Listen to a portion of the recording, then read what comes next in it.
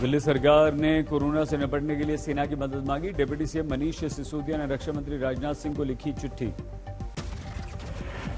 Oxygen को लेकर काफ़ी समस्या हो रही है, तो हमने ऑक्सीजन सप्लाई करने के लिए सेना के पास अगर ट्रक हैं, हमने उनसे भी कहा।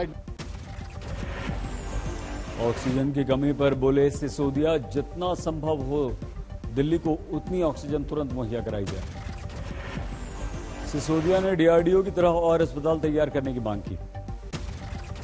दिल्ली में वैक्सीनेशन सेंटर पर पहुंचे दिल्ली के डिप्टी सीएम, कहा 300 स्कूलों को हम बना देंगे वैक्सीन सेंटर। दिल्ली में 18 साल से ज्यादा लोगों के लिए वैक्सीन शुरू, सेंटर्स पर पहुंचे भारी संख्या में युवा। दिल्ली में पंडारा रोड के स्कूल में वैक्सीन के लिए लंबी लाइन, युवाओं की संख्या ज्यादा। दिल्ली में साकेत के स्कूल ने भी 18 साल से ज्यादा उम्र के लोगों के लिए वैक्सीन सेंटर बनाया, पहली डोज के लिए पहुंचे लोग। दिल्ली के अशोकनगर में भी भारी भीड़, युवाओं में जबरदस्त उत्साह। दिल्ली के बुराड़ी वैक्सीन सेंटर पर अफरा तफरी, सोशल डिस्टेंसिंग की उड़ी धज्जियां। दिल्ली में कोरोना से फिर 400 से ज्यादा लोगों की मौत, 24 घंटों में 407 मरीजों की मौत हुई। दिल्ली में एक ही दिन में कोरोना के आंकड़ों में मामूली गिरावट, 24 घंटे में 20,000 से ज्यादा केस। दिल्ली के CWG विलेज कोविड सेंटर में ऑक्सीजन प्लांट लगा, 1500 लीटर उत्पादन की है इसकी क्षमता।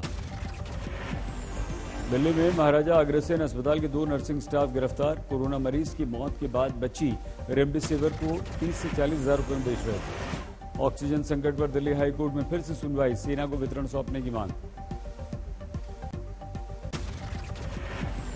दिल्ली में द्वारका रॉकलैंड अस्पताल ने खड़े किया हाथ, हाईकोर्ट में कहा सरकार टेक ओवर कर सकती है हमारा हॉस्पिटल। कोरोना के खैर को देखते हुए लॉकडाउन के पक्ष में सुप्रीम कोर्ट, केंद्र और राज्यों को विचार करने को कहा। सुप्रीम कोर्ट ने कहा लॉकडाउन लगे पर सामाजिक और आर्थिक प्रभाव कम हो। सुप्रीम कोर्ट ने लॉकडाउन से असर पड़ने वालों के लिए विशेष इंतजाम करने के लिए भी कहा। सुप्रीम कोर्ट का बड़ा आदेश, आईडी न होने पर भर्ती करने से मना नहीं कर सकता है अब अस्पताल। सोनिया गांधी के बाद महाराष्ट्र के मंत्री और एनसीपी नेता नवाब मलिक ने भी कोरोना पर सभी दलों को लेकर साथ चलने की मांग की, कहा मोदी अकेले नहीं लड़ सकते कोरोना से। हमारे देश में पिछले 24 घंटों में 3,68,000 नए केस, 3400 से ज्यादा लोगों की मौत। हमारे देश में कुल एक्टिव केस 34 लाख से ज्यादा, कुल मौतें 2,18,000 से ज्यादा। महाराष्ट्र में कोरोना से मौत का सिलसिला थम नहीं रहा, 24 घंटों में 669 लोगों की मौत।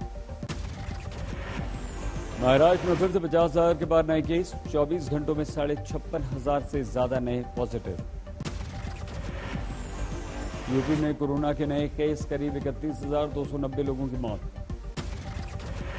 लखनऊ में बड़ी और सख्ती, एयरपोर्ट से आने वाले हर किसी को दिखानी होगी अपनी कोरोना की नेगेटिव रिपोर्ट। मध्य प्रदेश में कोरोना के 12,500 से ज्यादा नए केस, पिछले 24 घंटों में 94 लोगों की मौत। कर्नाटक में एक ही दिन में कोरोना से 37,500 से ज्यादा लोग बीमार, 217 की मौत। तमिलनाडु में एक ही दिन में कोरोना के 20,000 के पार केस, अकेले चेन्नई में 6,000 से ज्यादा मामले। कोरोना से युद्ध के लिए आने लगी विदेशी मदद, अमेरिका से आई रेमडेसिविर की 1.25 लाख डोज। वायुसेना का mission corona C-17 aircraft Germany से लेकर आया क्रायोजेनिक ऑक्सीजन टैंकर। ब्रिटेन से भी 450 ऑक्सीजन सिलेंडर आए, चेन्नई एयरपोर्ट पर पहुंच गया विमान। ब्रिटेन के प्रधानमंत्री बोरिस जॉनसन के साथ 4 मई को वर्चुअल समिट करेंगे प्रधानमंत्री मोदी। भारतीय नौसेना को भी किया गया मुस्तैद, ऑक्सीजन टैंकर लाने के लिए स्टैंड बाय मोड पर रखा गया। आधी रात 2 अस्पतालों में ऑक्सीजन खत्म होने से हड़कंप, जैसे तैसे की गई सप्लाई, 5 मरीजों की मौत की भी आई खबर। कोरोना को लेकर पंजाब सरकार की गाइडलाइंस, बिना नेगेटिव रिपोर्ट राज्य में आने की इजाजत नहीं। अस्पताल की बेंच पर कोरोना के मरीज का निकला दम, मौत से पहले का वीडियो हुआ वायरल। कोरोना को लेकर राजस्थान ने कसी कमर, मंत्री सुखराम विश्नोई बोले ऑक्सीजन की कमी हम नहीं होने देंगे। विदेश मंत्री एस जयशंकर 4 दिन के लंदन दौरे पर गए। G7 की बैठक में लेंगे हिस्सा। गुजरात हाईकोर्ट की फटकार के बाद हरकत में आया अस्पताल, खाली बेड और आईसीयू की संख्या करने लगे जारी। शादी में छापा मारने वाले डीएम हटे, जांच तक खुद ही अपने आप को हटाने की अपील की। कानपुर के सुदूर गांव तक पहुंचा कोरोना, 15 दिन के अंदर लगभग 30 लोगों की मौत। झारखंड में कोरोना के 4,738 नए मामले, 24 घंटों में 115 लोगों की मौत। ऑक्सीजन लेकर बरेली पहुंची पहली oxygen express, Bokaro steel plant से आई है ऑक्सीजन। यूपी में 2 दिन और बढ़ गया लॉकडाउन, लखनऊ की सड़कों पर पसरा पड़ा है सन्नाटा। भोपाल में जनता कर्फ्यू में सन्नाटा, घरों से नहीं निकल रहे हैं लोग। भुवनेश्वर में वैक्सीन के लिए भीड़, 18 साल से ज्यादा उम्र के लोगों को लग रही है वैक्सीन। कोरोना कर्फ्यू में दुकानें तक नहीं खुल रही, सब्जियों को जानवरों को खिला रहे हैं सब्जी बेचने वाले। कोरोना पीड़ित मानसिक रोगी ने मचाया उत्पात, रस्सी से बांधकर एम्बुलेंस में रखा गया। आज शाम जीत कर आए विधायकों से मिलेंगी ममता बनर्जी, कोलकाता के टीएमसी हेडक्वार्टर्स पर होगी बैठक। बंगाल में टीएमसी की बम्पर जीत, लेकिन नंदीग्राम में शुभेंदु अधिकारी से हार गई ममता बनर्जी।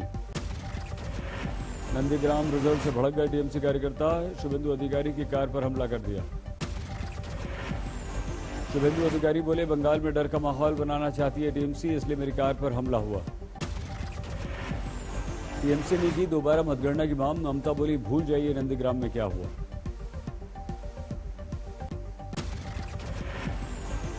पश्चिम बंगाल में टीएमसी का कमाल, 292 में से 213 सीटें जीती। बीजेपी को बंगाल में लगा झटका, 77 सीटों पर सिमटी। बंगाल में लेफ्ट कांग्रेस गठबंधन का सुपड़ा साफ, नहीं खुल पाया दोनों का खाता। आज शाम राज्यपाल से मिलेंगे दिलीप घोष, बीजेपी दफ्तर पर हमले की करेंगे शिकायत। पीएम मोदी ने ममता को दी जीत की बधाई, कहा कोरोना से लड़ने में हम करेंगे सहयोग। प्रचंड जीत के बाद ममता बोली अभी जीत का जश्न न मनाएं। ममता ने जीत को बंगाल के लोगों की जीत बताया, कहा कोरोना हमारी प्राथमिकता। ममता ने फिर भी आंदोलन की चेतावनी, कहा फ्री वैक्सीन नहीं मिली तो करूंगी आंदोलन। प्रशांत किशोर का अनुमान हुआ सच, दहाई अंक नहीं पार कर पाई बीजेपी, फिर भी इलेक्शन मैनेजमेंट से संन्यास का किया ऐलान। लगता है कि सही समय है, जबकि आईपैक के लिए एक अच्छा समय है, तो ये बैटन उनके हाथ में दिया जाए और मैं अपने लिए कोई दूसरी चुनौती या दूसरा रास्ता ढूंढूं। तमिलनाडु में डीएमके कांग्रेस गठबंधन की बंपर जीत, 234 में से 156 सीटें जीती। 7 मई को स्टालिन की ताजपोशी, तमिलनाडु के मुख्यमंत्री के तौर पर लेंगे शपथ। सोनिया गांधी ने स्टालिन से फोन पर बात की, जीत पर बधाई दी। केरल में लेफ्ट ने रचा इतिहास, बंपर जीत के साथ सत्ता में वापसी। सीएम विजयन की अगुवाई वाली एलडीएफ को मिली 99 सीटें, कांग्रेस गठबंधन 41 पर सिमटा। पुडुचेरी में पहली बार सत्ता तक पहुंची बीजेपी, गठबंधन को मिली 16 सीट। पुडुचेरी में कांग्रेस गठबंधन को झटका, 8 सीटों पर सिमटा। असम में बीजेपी का कमाल, फिर से सरकार में वापसी। असम में बीजेपी गठबंधन को 75 सीटें, बहुमत के लिए चाहिए 64 सीट। असम में नहीं चला कांग्रेस और बदरुद्दीन अजमल का गठबंधन का जादू, 50 सीटें ही मिल पाएं। यूपी पंचायत चुनाव में वोटों की गिनती जारी, बीजेपी को बड़ी बढ़त। बीजेपी को कड़ी टक्कर दे रही है समाजवादी पार्टी, इटावा में शिवपाल के साथ लड़ने का मिला फायदा। मुलायम सिंह यादव की भतीजी संध्या यादव चुनाव हारी, समाजवादी पार्टी छोड़कर बीजेपी में हुई थी संध्या शामिल। वरमाला रस्म से पहले मिली पंचायत चुनाव में जीत, दुल्हन के कपड़े में सर्टिफिकेट लेने पहुंची।